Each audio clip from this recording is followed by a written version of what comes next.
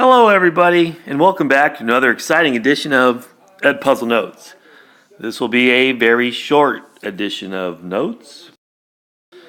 Now remember that we have very few class periods left.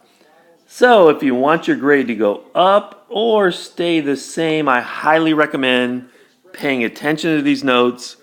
Pay attention during our activities, our computer simulations, and our labs. If you want your grade to go down, if your grade is too high, if you've got an A and you want a B, or if you got a D and you want an F, do not watch this. You may accidentally learn something.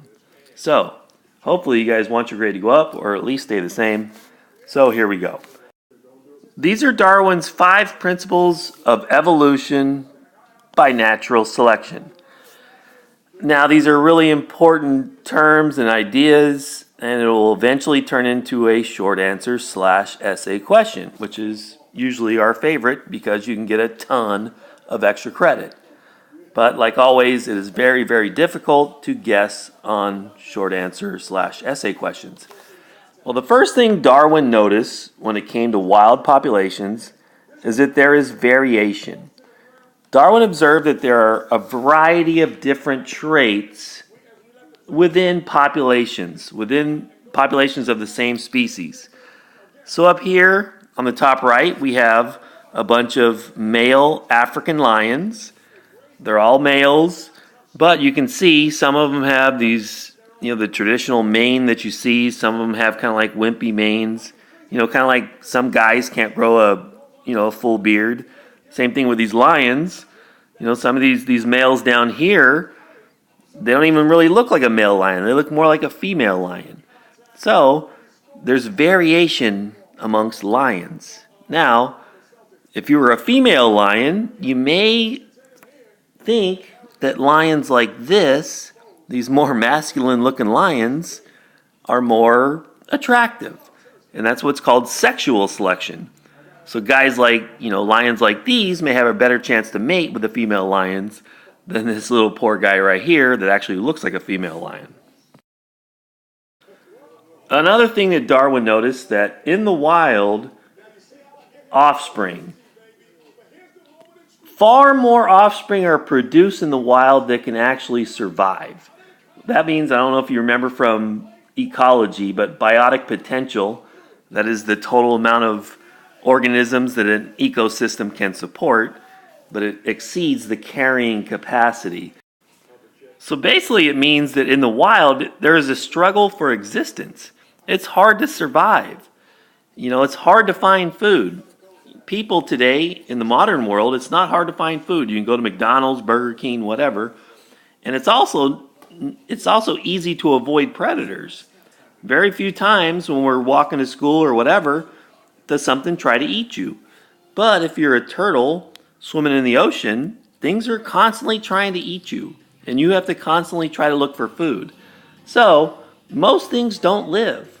If you're a sea turtle and you go and you lay your eggs on the beach, only about 1 out of every 1,000 of your little baby sea turtles are going to make it to be an adult. So the vast majority of them are going to die. Why do most of them die? And what makes that one survive? Well, because they have adaptations. There's something about them that made them a little bit more adaptable to their environment. They were able to survive in their environment.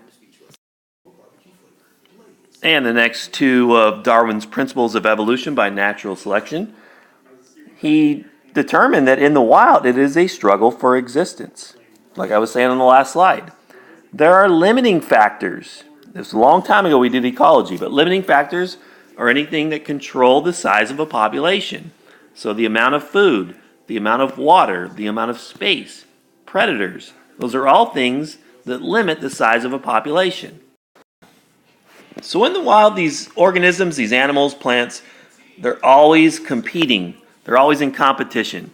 A lot of you guys are athletes, so you know all about competition. If you play baseball, there's only 9 people that can start.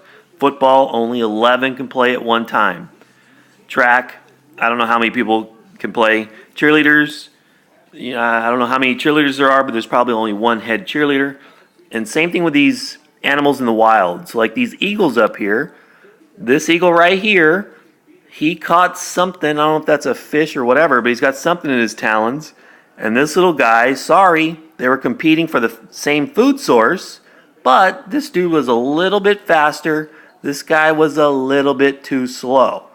Now, for us with sports, if you lose competition, you sit the bench. But in the wild, if you're a little too slow, if you're not quite as good as the eagle or the whatever that's better than you, you don't sit the bench, you die. And going with that, since you're in competition, it's survival of the fittest. Remember, fittest doesn't mean that you're in the best shape or the fastest or whatever. It's just whoever has favorable traits that have adaptations that endure the limiting factors, that you can gain resources like food, you are more likely to survive. Thus, since you're alive, you're more likely to mate and reproduce and pass on your traits to the future generation. Pass on whatever trait it is that allowed you to live. Your babies are more likely to have that same trait that'll allow them to live. So organisms that do not survive, those genes in the gene pool are lost. So, for example, if there was a baby eagle that was born without feathers, that would not be an adaptation. That gene for not having feathers would be lost in the gene pool because that little baby eagle would not live to pass on that trait to its offspring. All right, so the last of Darwin's principles of evolution by natural selection, he believed in something called common descent, which basically means that all life on Earth, we're all related to each other. We all started at the bottom of the tree. We all came from a single-celled organism that was on Earth about 3.7, 3.8 billion years ago. And from that single organism, all life has adapted and branched off into all the organisms we see today and all the organisms that have gone extinct, like the dinosaurs. So he believed, and according to the theory, that all life on Earth is related to a single common ancestor that lived about 3.7, 3.8 billion years ago. All right, so hopefully this slide will be a review because we've gone over fitness a couple times. But remember, when it comes to evolution, fitness does not mean how, in good shape you are or how fast or strong you are. But it's just a measure of your likelihood to both survive and, more importantly, to reproduce. Because fitness is all about, are you able to pass your traits, your genes, to future generations? So, organisms that are more well adapted to their environment, they have genes that give them that advantage. So over time, the gene pool can change. Alleles or traits that give an organism an advantage, those traits will become more common in the gene pool, where alleles or traits that are not well adapted to the environment will become less and less common. For example, if you live in the desert, having brown fur is probably an adaptation. It's probably an advantage because deserts are usually brown. So having brown fur will make it harder for predators to see you. Therefore, it would give you an advantage. Where if you had white fur in the desert, that would not be an advantage. Now, if it was in the snow, it would be the opposite. White would be an advantage, and that trait would go up, where brown fur would go down. So we all have variations. All species have variations. People, monkeys, birds, whatever. There's little tiny variations among, the species of population. Well, where do these variations come from? What's the origin of these variations? Well, there's three main sources of them. Might want to know this. The first one, and this is the main source of all variation, is random mutations. Remember, every time your DNA replicates itself, every now and then it makes a mistake. It makes a mistake, in the order of A, T, C's, and G's. Well, anytime it makes a mistake, that's a mutation. So, whenever you have a change in the DNA sequence, most of these mutations are neutral. So it does not change the protein that's made, so it does not change what trait you have. Now the ones that aren't neutral, most of them, if they're not neutral, they're going to be harmful. They're going to be bad, like cancer. That's a bad mutation. You wouldn't want to get that. But every now and then you have a mutation that's actually beneficial. It actually gives that organism a trait that increases its fitness and helps it to survive.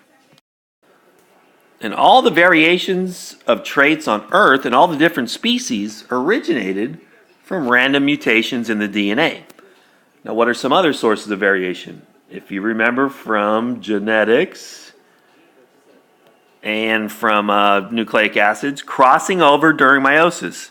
Remember, that's where the genes are shuffled during prophase 1 of meiosis, when you're making your sex cells, your gametes. That is another source of variation. And the other one also has to do with meiosis, where independent assortment.